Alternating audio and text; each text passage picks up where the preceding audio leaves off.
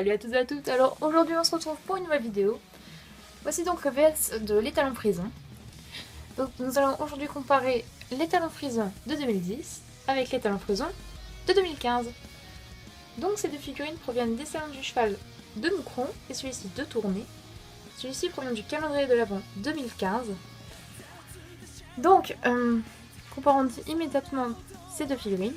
Donc elles n'ont déjà pas la même position, ce qui est... Je vais pas dire assez bien parce qu'il est arrêté. Ce qui fait qu'il ne lui laisse pas énormément de choix pour des mises en scène. Quant à lui, il a la tête un peu tournée, tout comme lui en fait. Et il est au pas. Non, au trop, pardon.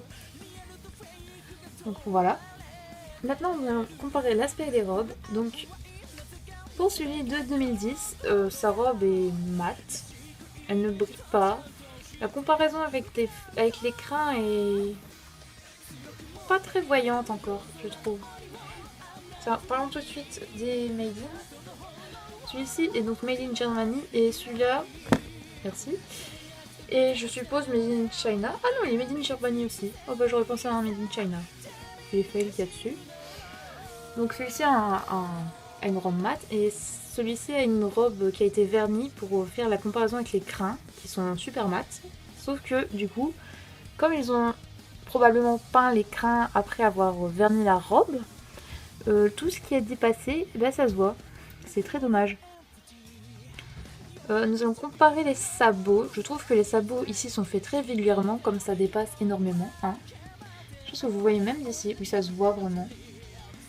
Quant à sur les talons 2010, ces sabots sont vraiment bien faits en fait. À part quelques petits ratés sur le postérieur gauche. Mais qu'est-ce qu'elles ont les figurines à tomber? Mais après celui-là, même les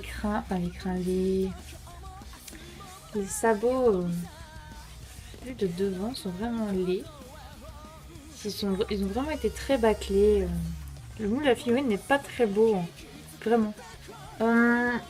D'aspect général et d'esthétique, je préfère vraiment celui de 2010.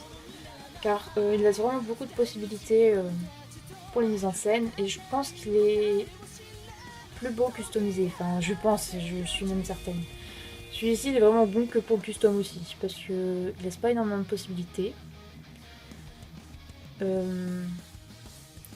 il a pas un mood très très beau, il est pas joli sous beaucoup d'angles. C'est assez gênant en fait. Par exemple, il est joli sous cet angle-là, mais il va être particulièrement laid sous celui-ci. Parce qu'il n'a pas, la finesse, puis il brille beaucoup en fait. Par contre, niveau morphologie, je trouve qu'il est pas mal. Peut-être des pattes un peu longues, il manque un peu de bide. Mais il est pas mal, hein, je trouve. Peut-être la tête trop grosse en fait par rapport au corps. Mais d'aspect général, les deux sont plutôt bien réussis pour la morphologie. Alors, continuons maintenant avec les deux chevaux équipés. Donc, pour les deux, la selle retombe plutôt mal sur le dos car elle est très bien positionnée pour le tapis et la selle, mais la sangle tombe vraiment très loin. Elle est même vraiment presque au milieu du ventre. Et ça, c'est pour les deux. C'est vraiment dommage parce que ça enlève du réalisme sur les figurines. Alors après, les selles sont pas très réalistes. Enfin, pas très très réalistes niveau sangle non plus, mais c'est assez dommage que ça ne retombe pas au bon endroit. Pour les filets, j'ai mis à peu près, c'est exactement le même moule d'équipement pour les deux.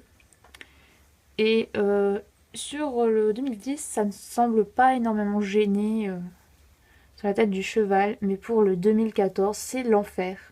Les crins sont tellement épais que le filet, on dirait qu'on l'a posé et que c'était pour faire de la déco en fait. C'est vraiment très très gros, c'est très laid en fait à voir.